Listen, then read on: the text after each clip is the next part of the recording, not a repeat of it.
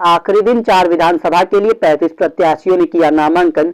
सोनभद्र नामांकन के आखिरी दिन चारों विधानसभा की सीटों के लिए कुल 35 प्रत्याशियों ने नामांकन पत्र दाखिल किया। कुल 54 प्रत्याशियों ने नामांकन किया। 18 फरवरी को नामांकन पत्रों की जांच की जाएगी। नामांकन के अंतिम दिन डीएम टीके सेबू ने विधानसभा नामांकन प्रक्रिया का जायजा लिया। नामांकन कक्षों में तैनात नामांकन प्रक्रिया में लगे अधिकारियों से जानकारी ली। नामांकन के अंतिम दिन घोरावल विधानसभा के 6 प्रत्याशियों ने नामांकन पत्र दाखिल किया। इसमें रमाशंकर आम आदमी पार्टी, सुरजीत सिंह अपना दल कमेरावादी, रामचरण राष्ट्रवादी पार्टी ऑफ इंडिया से, विजय सुभाषता, रमेश मूल निवास अधिकार पार्टी व बीरबल जन अधिकार पार्टी से शामिल है। ओबरा विधानसभा से 5 लोगों ने नामांकन पत्र दाखिल किया। विधानसभा रॉबर्ट्सगंज से अतुल पटेल जनता दल यूनाइटेड, अविनाश कुशवाहा सपा, अविनाश शुक्ल बहुजन समाज पार्टी। भारतीय जनता पार्टी जिला अध्यक्ष के 2 प्रत्याशी के साथ आए, अकेले प्रत्याशी के साथ यहाँ पे है नहीं।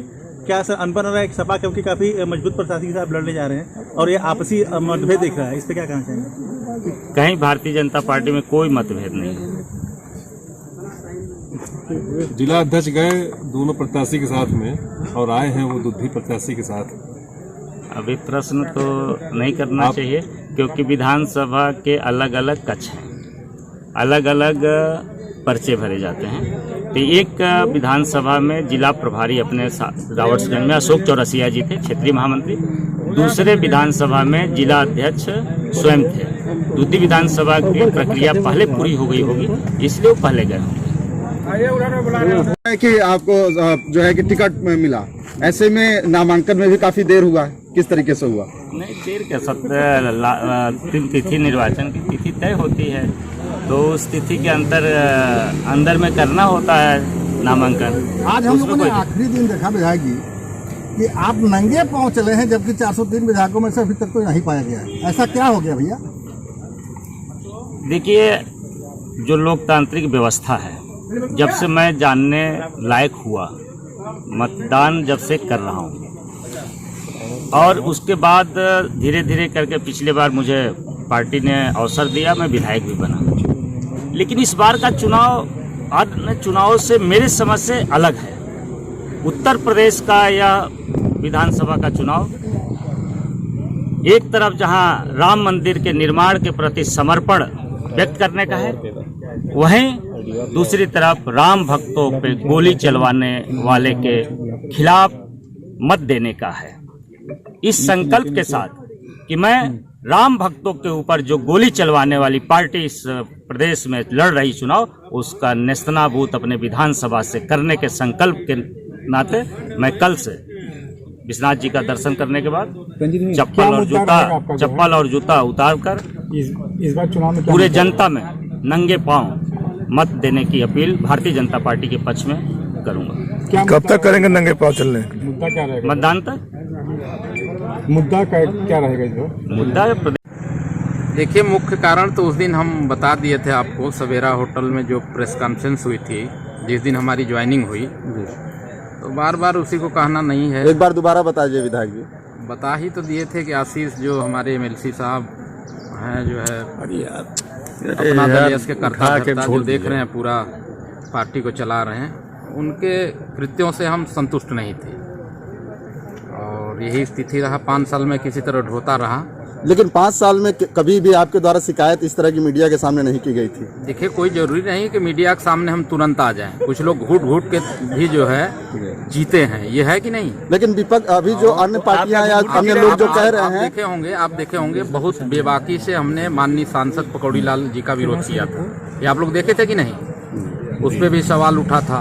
अभी मेरा ही देना है कि ये राधिका पटेल जो है जिला पंचायत अध्यक्ष हैं, उन्होंने तो अरुण सिंह को भारतीय जनता पार्टी के जो है पदाधिकारी को उन्होंने जिला पंचायत अध्यक्ष का घोषणा कर दिया था। लेकिन वो सब मेरा ही देन है कि आज अरुण पटेल के पत्नी जो है राधिका पटेल जिला पंचायत अध्यक्ष हैं। ये सब बातें था, मुझे लगता है उसके वजह से ना सम्मान दे पा रहे हों। नहीं, ऐसा भी पर्चा दाखिला कर लिया आपने? जी, आज मैंने पर्चा दाखिला कर दिया। किस पार्टी से किया है आपने? विकासशील इंसान पार्टी, वीआईपी पार्टी, जिसके संस्थापक माननीय मुकेश साहनी जी। क्या अगर आप विधानसभा चुनाव जीतते हैं तो क्या मुद्दा रहेगा आपका? हमारा मुद्दा, मैं 30 वर्षों से संघर्ष कर रहा हूं सोनांचल वासियों को सम्मान मिले, सोनांचल के मूल निवासियों आदिवासियों के जल जंगल ज़मीन पर जो उनकी संघर्ष उनकी लड़ाई चल रही है एक लंबे समय से, उनके जोत कोड़ के अधिकार को बहाल किया जाए। उनको सरकारें पट्टा नहीं देती, वो मेरा बहुत बड़ा संघर्ष है। और यहाँ के दर्जन भर कल कारखाने हैं जिसमें यहाँ के नौजवानों को, यहाँ के बेरोजगारों को एक लंबे आज़ादी के बाद से उपेक्षित किया गया। यहाँ का एक भी आदिवासी, एक भी मूल निवासी इन कल कारखानों में चपरासी तक की नौकरी नहीं पाया, जो सबसे बड़ा दुख और दर्द है। इन आवाज़ों को मैं सदन के माध्यम से देश के पटल पर लाना चाहता हूँ। आपकी एक मांग रही है सोनांचल राज्य की, क्या भी अलग राज्य सोनांचल की मांग को लेकर के सोनांचल संघर्ष वाहिनी की हमने स्थापना किया, जो निर्वाचन आयोग से रजिस्टर्ड है। लेकिन मैं चुनाव विकासशील पार्टी इंसान पार्टी के सिंबल पर लड़ रहा हूं। हमारी पार्टी भी रजिस्टर्ड है, हम दोनों के एक दूसरे के सहयोगी। सोनांचल अलग राज्य की मांग जारी है और सोनभद्र, मिर्जापुर, चंदौली, सिंगरौली, झारखंड का गढ़वा, रोहतास बिहार का, इन जिलों को मिला करके मैं अलग राज्य सोनांचल की मांग कर रहा हूँ। इसके लंबे समय से संघर्ष भी चल रहा है, आने वाले दिनों में भी मैं इसके लिए संघर्ष करूँगा। मुद्दा होगा और जिस प्रकार से जो हमारा पिछले सरकार भारतीय जनता पार्टी के द्वारा जो एजेंडा था उसको पूरा करने का काम किया और बहुत सी चीज़ें ऐसा है क्षेत्र के लिए कि जो अभी करना बाकी रह गया है। कितने प्रतिशत काम पिछले बार 5 वर्षों में किया गया था, अब कितने काम हैं? देखिए अभी तो रेणुका नदी का पुल का शिलान्यास हो गया है, अभी बिजुल नदी का, अभी गोतान नदी का अभी जो है कि पुल का अभी बाकी रह गया है और बाकी तो जो है कि रेण नदी का जो है कि शिलान्यास हो गया है, काम भी प्रारंभ हो गया है और बाकी रोडें भी बन रहा है। हमारे कुलडोंगरी क्षेत्र में जाइए, देखिए अच्छी रोडें बन रहा है। मंत्री जी, सबसे ज़्यादा कल कारखाने और उद्योग आप ही के क्षेत्र में है और ऐसे में बेरोजगारी जो युवक हैं, तो युवाओं को कितना रोजगार आपकी सरकार ने दिया है? निश्चित रूप से हमारी सरकार रोजगार देने का काम कर रहा है। जो उसके योग्य हैं उनको निश्चित रूप से कहीं न कहीं उनको रोजगार देने का काम हो रहा है। मंत्री जी, वहाँ पर अभी मकरा में जो 32 लगभग मौतें हो गई थी, उसमें क्या कुछ कार्रवाई की गई? कोई भी अभी तक उसमें किसी को मुआवजा जैसी चीजें अभी तक प्राप्त नहीं हुई? देखिए मकरा में जो दुखद घटना हुआ था उसमें जो है कि अधिकारी कर्मचारी जो जितने थे वो लोग उनकी लापरवाही से हुआ था। बाद में सारा जो है कि उसको समस्या को हल कर लिया गया। वहाँ पर शुद्ध पानी की व्यवस्था किया गया, वहाँ पर जो है छिड़काव कराया गया और तमाम ऐसे जो है कि वहाँ पर जो है कि पूरे गांव में जो है कि हम लोग मच्छरदानी बंटवाया गया। इस तरह से जो है कि क्या मुद्दा है, क्या मुद्दा लेके चल रहे हैं आप इस बार चुनाव में? अब दोषी अधिकारियों पर कार्रवाई किया जाएगा। क्या मुद्दा है इस बार चुनाव में? आप किस मुद्दे को लेकर चुनाव लड़ने जा रहे हैं? इस बार विकास का मुद्दा रहेगा और विकास किए हैं और विकास करेंगे। मंत्री जी, मकरा में जो काफी समय बाद जनपद में बालू साइडें शुरू हो पाई और सरकार की भी मंशा थी कि इसे मतलब बालू साइडों को शुरू किया जाए जिससे लोगों को गिट्टी बालू सस्ता मिले, लेकिन ये काफ़ी प्रभावी चल रही है और ऐसा सुनने में आ रहा है कि सपा के एक नेता के द्वारा इसमें लगातार हस्तक्षेप करके इसे बार बार प्रभावित करने का प्रयास किया जा रहा है और जिला प्रशासन भी वही कर रहा है। इस पर आपका क्या कहना है? देखिए पिछले काफ़ी दिनों से जो है कि बालू की समस्या के लेकर जनपद सोनभद्र जूझ रहा था। वास्तव में बालू का यहाँ किल्लत था।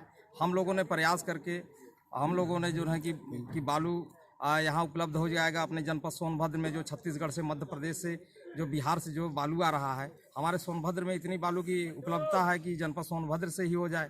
तो इसको हम लोगों ने जो है कि चालू कराने का काम किया और चल भी रहा है और लेकिन कुछ गिने चुने लोगों के माध्यम से वो अवरुद्ध पैदा किया जा रहा है।